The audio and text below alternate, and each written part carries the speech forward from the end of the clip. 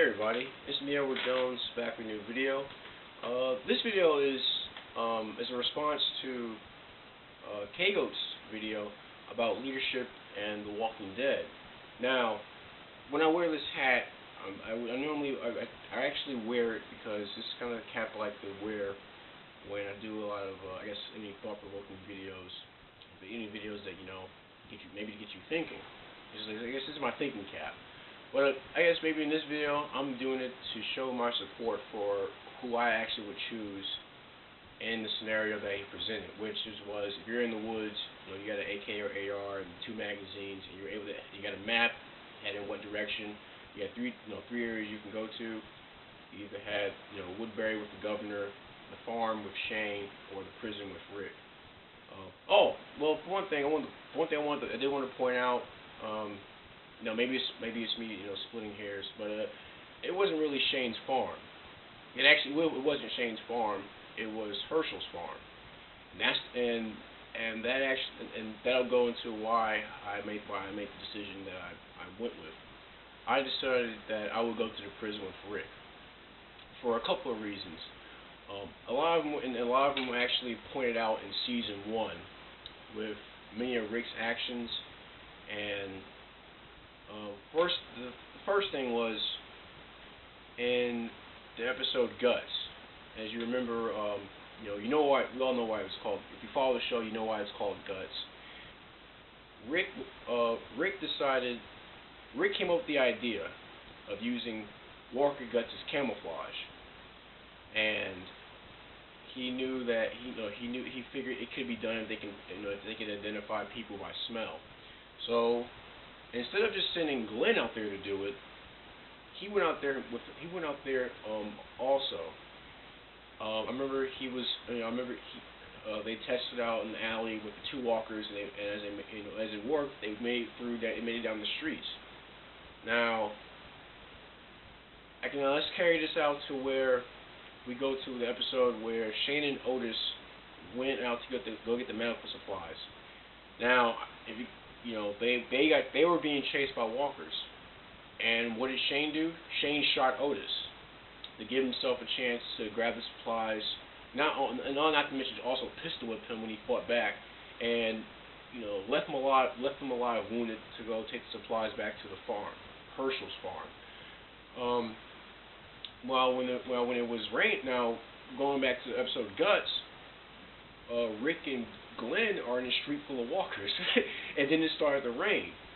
Now, Rick could have just took the axe, hit Glenn in the knee, left him to get eaten by walkers by the most of the ones that were behind him, and work his way through the ones that were in front of him, and made it to the van and just left the people in the store. He could have done that. But he didn't. That's not the kind of person Rick was.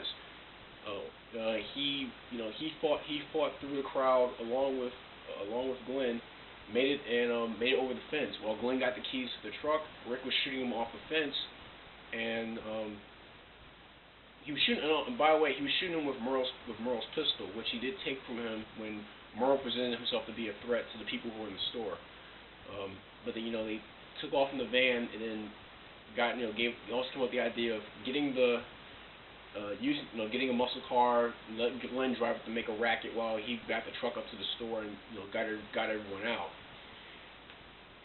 Now, I remember the reasons they gave for being with Shane was that they said that Shane cared about the group. That's not true. Shane actually only cared about Lori and Carl. What he did for the group, as far as things he helped out with, those are just extras that came in with him taking care of Lori, looking after Lori and Carl. Remember when he went when T-Dog was on the radio, talking to sending messages back. They was trapped in the store. Shane counted that as a loss. He said, just face it, they're stuck, they're surrounded, they can't be helped, just face it, they're gone. He said we can't sacrifice any more people for the group. But then fast forward, and then you remember when going back to where Carl was shot, he went and let Rick, Rick had to stay behind to give blood. And so Shane said, "Well, I'll go out there and get the supplies." Otis came along because Shane didn't know what supplies to get. Fast forward, go even further down the line in the story. When Lori had left, go look for Rick and Glenn and Herschel because Rick and Glenn had to go into town to find Herschel, who was in a bar. She took off, and I believe only Dale knew about it. When Shane found out that Lori had taken off, he left without giving much of a thought to it. He just left and went to look for her. So Shane only goes so far as his care for the group as it depends on Lori and Carl's safety. Essentially, if you stood in the way of Lori and Carl's safety, you were either a threat or a loss or just an inconvenience in which he was happy to just leave behind. Rick wouldn't do that. Another thing that Rick did that sold me as someone who I would consider to be a good leader. And by the way, I recognize that Rick had made mistakes. He's human, but at least his heart's in the right place to where he does all he can to keep the group as a whole safe, not just a few select members. Because he recognized, because like he said around the end of season 3, he said, I couldn't sacrifice when it came to sacrificing. He thought about sacrificing Michonne, but he realized he couldn't do it. He said that I couldn't sacrifice one of you for the greater good because we are the greater good. He recognizes that everyone within that group, not just a few select, but everyone within that group was essential to the overall survival.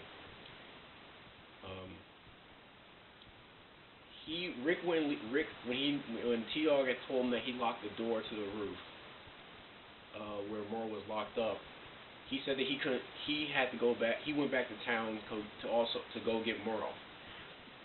He said he said he didn't care about what Merle would do. It's about what he can't do.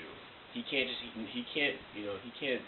live with the fact that he knows someone was up there alone, exposed like that. So he had to do something about it. Also, to get the guns for more security. And this also goes back to how Rick sees how important he sees it is to pay back favors that were done for him. Morgan and Dwayne, they saved him when he got they helped him when he got out the hospital. They helped him, brought him in, fed him, explained to him what the situation was, and the radio was also in the bag. And he said that if he didn't get that radio and Morgan and Dwayne made it to Atlanta, they would wind up to a lot of trouble. So he couldn't let that happen. So he went back to 3. So those are 3 reasons why he went back. He asked Glenn. Well, I guess he pretty much secured Glenn's reliability, Glenn's companionship from what he did back when they first met in Atlanta. Because it also goes back to when, you can go forward to when they were in Atlanta and then Glenn was kidnapped by G and his men. And but that was before the point I wanted to get to. He went back for Merle. Now, if he was going to go back for someone like Merle, imagine what he would do for someone else who was more favorable to the group. Because really, the only people that really cared about what happened to Merle was Rick, Daryl, and T-Dog. Because T-Dog said he couldn't live with that fact as well. He couldn't live with the fact that he would leave someone up there, even if he didn't like him. Even if he did beat him up, he just couldn't do it. Let's see. Which also goes into my next point. Still in season 1, when, like I said before, Glenn was kidnapped, and Rick wanted to make an exchange, exchange Felipe, who they found in the alley, for Glenn, who was kidnapped. But G said, he said not just Felipe, but also a bag of guns. And Rick knew he needed those bag of guns to take back to the camp. And he also knew he had to get Glenn back. So when he went back to the office and T-Dog and Daryl were talking to figure out, what is he planning on doing? Is he just going to leave, because Daryl was thinking that he could just leave Glenn because he's not sure that G's gonna look to his word. And Rick's response was basically, Glenn didn't have to save him when he was in that tank. He said if he was just, when Glenn met Rick, he was just an idiot he saw get into a tank. But Glenn refused to just let him stay there, and he couldn't do the same thing. He couldn't just leave Glenn to be with a gang, not knowing what was going to happen to him. And I think I said this show points, also, what really spoke out to me was when Daryl asked him, so you're going to give him the guns? And Rick looked up to him and said, I didn't say I was going to do that. Which meant that Rick, which is as insane as it may be, and I guess, as Kgoat said, do we expect, maybe we should, maybe are some leaders have a bit of insanity with them.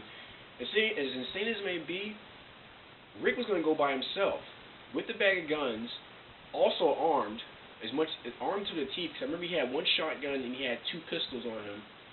He had the Colt Python and the Sig Sauer. He had the Colt Python in his holster and the Sig Sauer tucked in the back of his pants. And he had the Mossberg 500.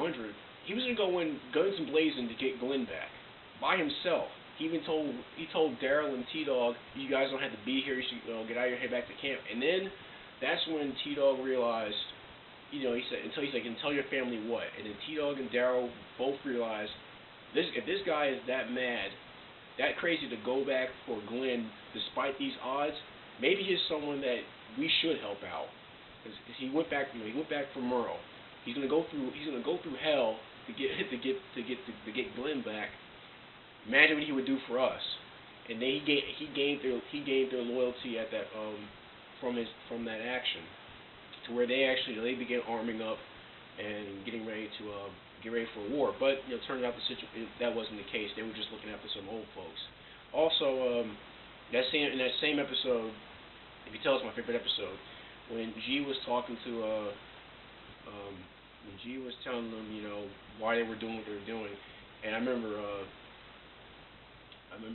T-Dog had said something. He said, I guess the world changed, and G said, no, the world is the same. The weak get taken by those who are stronger, and he is right. Nothing has changed, and even down the road, when season 2, when Rick is talking to Herschel, he told him, he said, nothing has changed. Everything's the same. Everyone dies. That's as simple as it gets. Everyone dies, whether it be from sickness, whether it be from accident, whether it be getting eaten by a walker. Everyone dies. And what really matters is what do you do up until that point, until your death. And I believe that's what Rick is always thinking about. What do I do up until the point until my death? No one's safety is guaranteed. Whether it be in the Walking Dead universe or in real life, no one's safety is guaranteed. G said, nothing has changed, and when he explained to him, the plan that he had, just bring the essays in, have them look over their family, protect the perimeter, gather supplies. We wait 9 days until we're ready to move on. And he said the crazy thing is, he's just a janitor, and he said, I don't know why they follow me. And Rick automatically identified with what G was going through. He said because they can. Rick never set out to be the leader. Originally, he just set out to find his family. And yeah, he was having family issues. There were issues between him and Lori. The thing is, he wasn't giving up on that. And he just so happened to be found by Glenn, and then he stumbled upon the rest of the people in the store. Figured they needed help, so he helped them. But like he told Merle on the roof, I'm not a cop anymore. All I am is a man looking for his wife and child. Anyone who stands in the way, that's going to lose. And that was his sole mission. He wanted to find his family. But there were also things, there were things that he just couldn't let just happen in his journey. So he did help, and it led to him finding his family. But yeah, those 3 episodes in season 1, they really spoke out to me as the kind of person that Rick is.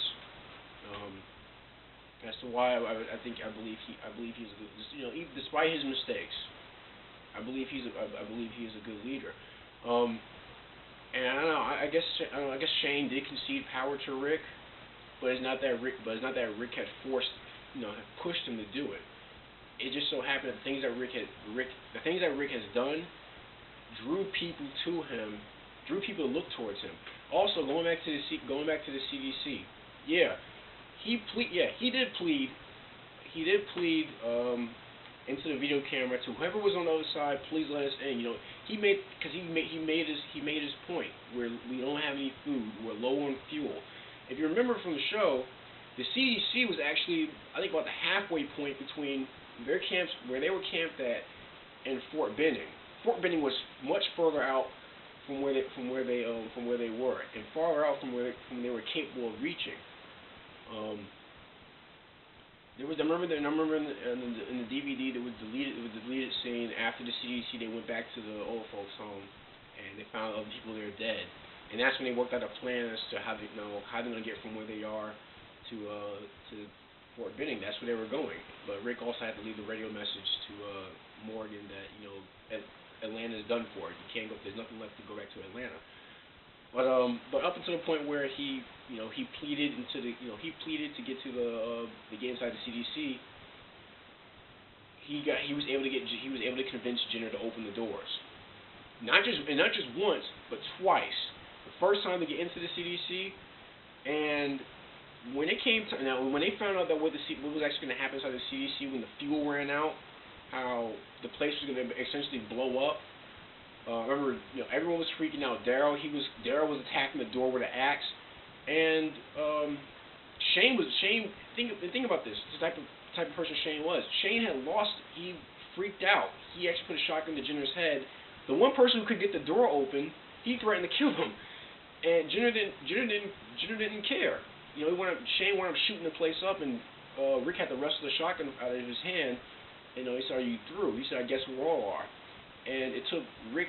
Rick does have, I would say, Rick has a way of words as well. He does have a way of he knows the right thing to say. Now, not with everybody.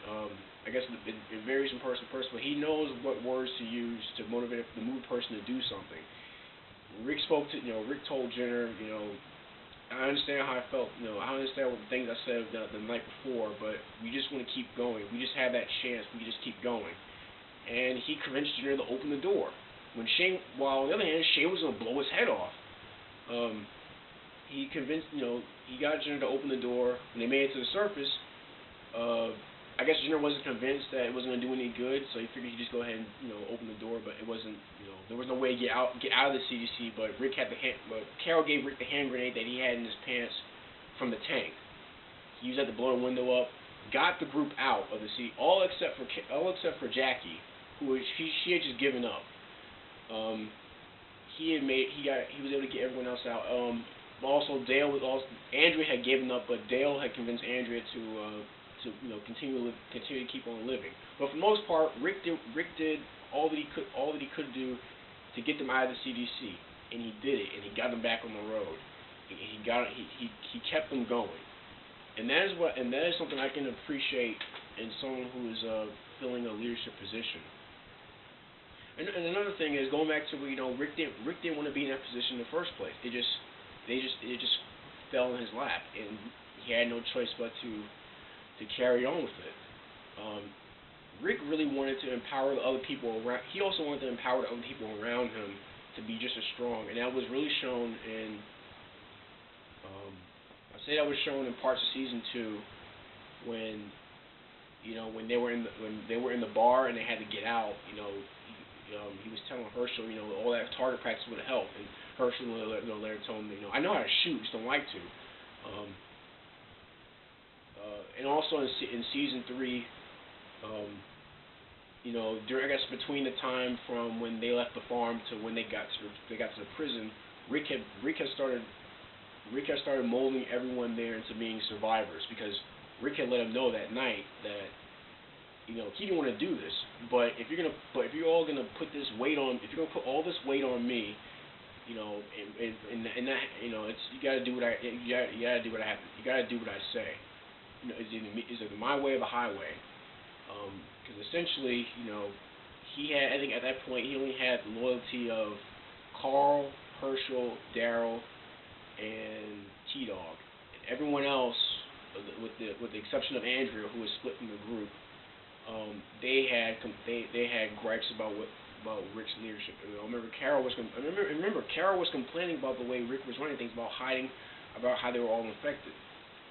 But then beginning of season 3, she admitted that Rick has done a whole lot to get us this far, and she was one of Rick's biggest critics. And she then said Shane could never have done this. Shane couldn't have gotten this far from the farm to where they were in the prison. So Rick worked. He wanted to empower the people around him to be able to survive. If not just to save their life, but also to get the weight off, get too much of the weight off his shoulders. So he knew how to hand over power when it had to, and he also did. After he brought over the people from Woodbury, he stepped down.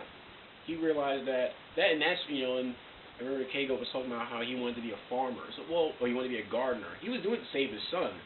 Essentially, he realized he was still among everything else, he was still a father. And that was his main mission. His mission was not to be the leader of this group. His mission was to be a family man again. He wanted to save his family. He wanted to save the structure he wanted to save what had been left of his family. His family was falling apart before everything was happening. He wanted to fix that. And that's basically why he went crazy. Lori died before he had a chance to tell her before I say I love you. Remember when he was hallucinating, that he said he didn't want to open that door yet. He wanted to find a place that was safe so that he can rebuild his family. That was the whole point of him doing all the things he did. He wanted to rebuild his family, but he wasn't going to sacrifice humanity in the process. Unlike Shane, who he shot Otis. They didn't even kill him. He shot him and incapacitated him and leave him as live bait. He's willing to ditch a chunk of the group to keep them safe. And he was I guess it was painful for him to have to lose what he believed was his family in lieu of Rick's possible death. So I guess it drove him mad, and he hit a tipping point to where he was going to murder Rick. And he said he was going to make it seem like Randall had shot him with his gun and he broke Randall's neck. He said it'll be hard, but they'll get over you. They said they did it before. So he was mainly focused on Lori and Carl. And Shane would have killed anyone who stood in his way of having them, including Lori's husband and Carl's father, Rick. So the fact that Rick was really trying to build his family from the beginning, he just so happened to wind up being the leader. He then later, he stepped down so he could focus on raising his son to be a better person. Yeah, the world had changed. I guess maybe the environment was different from what they were used to, but as G said, nothing has really changed. The strong take from the weak, and he didn't want his son to be one of the strong types that would become a predator down the road. So that's why he stepped down from being leadership. He didn't even carry, to be a gardener. He even stopped carrying his gun. Remember when Herschel was telling them the council, because they formed the council, Herschel was a part of, and he said, we all, the council has spoken, we all agree on this, including me. We want you to carry your gun.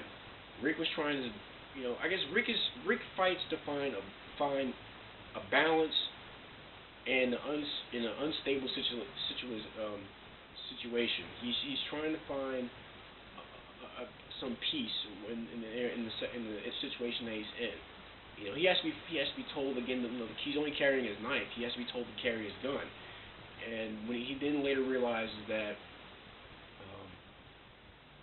it's going to be hard to find, his job is not done yet. I remember he was tending to his garden and he found the 1911 in the dirt. And then he looked at the walkers on the other side of the fence, and he looked back at the gun, And to me, that signified that his work's not done yet. He still has a lot. He still has a lot more to go before he can reach where he wants to be, which is he wants to be a family man again. And that's what he did. But he had to kill the pigs, which is pretty much what spoke to him, saying that things aren't done yet. I still have a job to do. And that's when he gave Carl back his gun, and he put his own gun back on because he realized that nothing's over. This whole thing isn't over with. Even Daryl was saying that he wanted Rick to take charge again, because he said, I understand that you've been through a lot, but when you're running things get done. This is Daryl saying that. Daryl's usually a big critic about the way things are being operated. Battery died. But I guess I'll wrap this up. Shane, I was saying before, Shane, he only cared so far as lowering Carl's safety. While Rick, he considered not just his family's safety, but the safety of the people that were around him, because they just saw him as being someone worth following. If you agree with the video I made, please share your thoughts. Make a video of your own, or share your opinions in the comment section. Please just be civil to everyone else around you. But that's my video.